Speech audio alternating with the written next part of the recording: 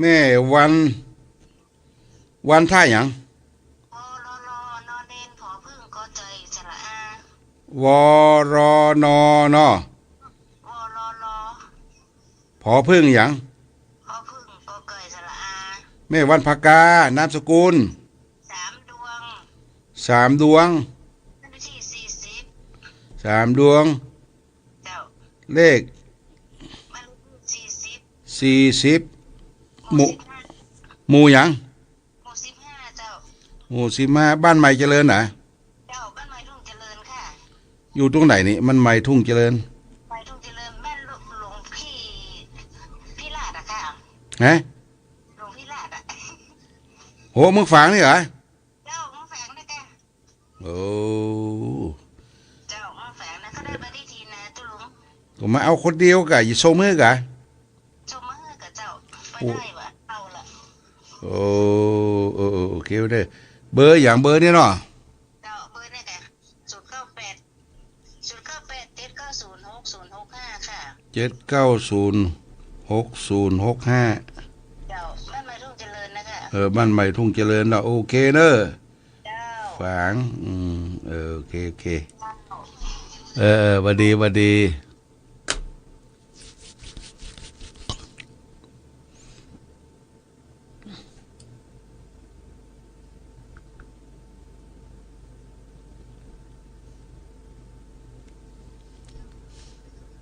เจริญพร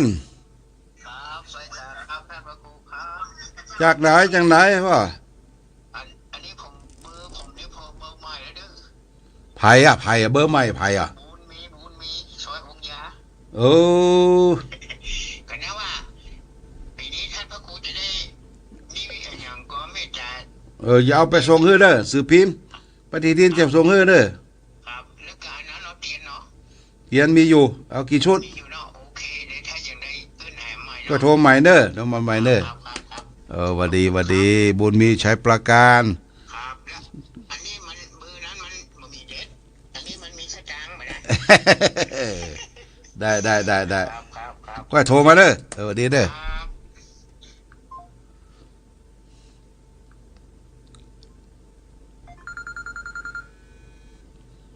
ลูเจ้าไผ่เป็นเจ้าไผ่แม่อยู่โปงเย็นเจ้าปงแยงเปล่าเจ้าฮะแม่อยู่โปงเย็นอำเภอเปล่าเจ้าเดี๋ยวแม่หยังแม่ขันแก้วเจ้าแม่ขันแก้วแม่โทรเต้นนะมันตึงติดตุ๊ดไปเดียวติดไปรู้นามสกุลหยังนามสกุลหยังสุขใจเจ้าบ้านหยังบ้านโป่งเย็นอยู่ตรงไหนฮะเนี่ยโป่งเย็นเนี่ยบ้านโป่งเย็นตำบลสันทรายอำเภอเปล่าเปล่าเจ้าบ้านเลขที่274เจ้า274ถ้าได้มาที่ทีนะเจ้ามันได้ก็เปิดไหนแม่โทรเต้นเนอะโอ้แต่ฟังมา274หมู่หยังแม่หมู่หยังหมู่13เนาะเจ้าหมู่13ตำบลสันทรายบ้านโป่งเย็นเนาะเจ้าเดี๋ยวจะส่งไปให้ได้ไหมเด้อส่งปฏิทินมาให้เด้อซอย5เนี่ยเจ้าซอย5หลายเจ้าโอเคโอ้ยแม่ฟังมืนเป็นเนอะฮะมันตึงมาติดโอ้โหมันบัดติดได้แม่ก็ไปเอวหลาย2เทื่อละโลน้ำบ่อชาววานั่นน่ะหลานแม่มันอยู่อันตีของพักพวกที่ฝางผู้ไหนไม่เขาไปเอวหาน่ะโอ้ไปบ่อสวรรค์แล้วเนาะเจ้าจะส่งปฏิทินไปให้เด้อฮะแล้วมาปะหลวงพ่อไปย้ำเอามากอกมันตัวเด้อเจ้ากอกส่งไปตัวเด้อพอดีเด้อพอดี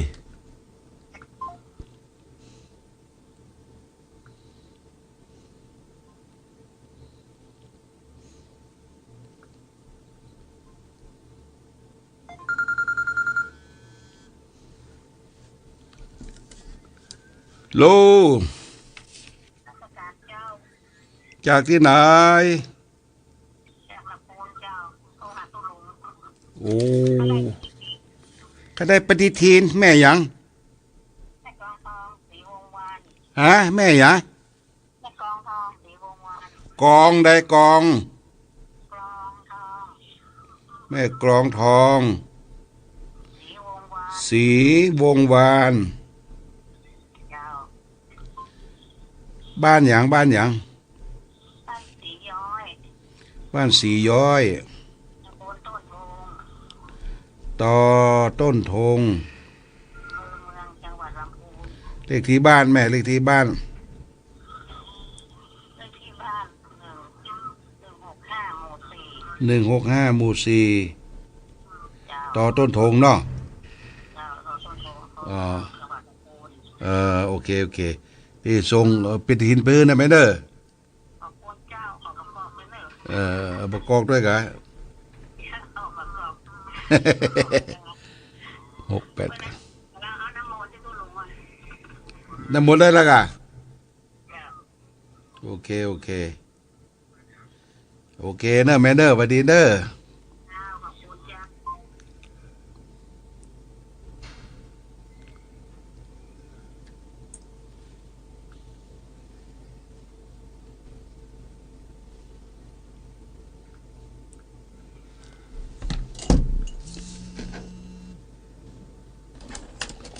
ตู้พัดตู้พัดผมมาปิดเนี่ยเปิดเพลงก่อนเปิดเพลงก่อนโอ้มันจบละ9:45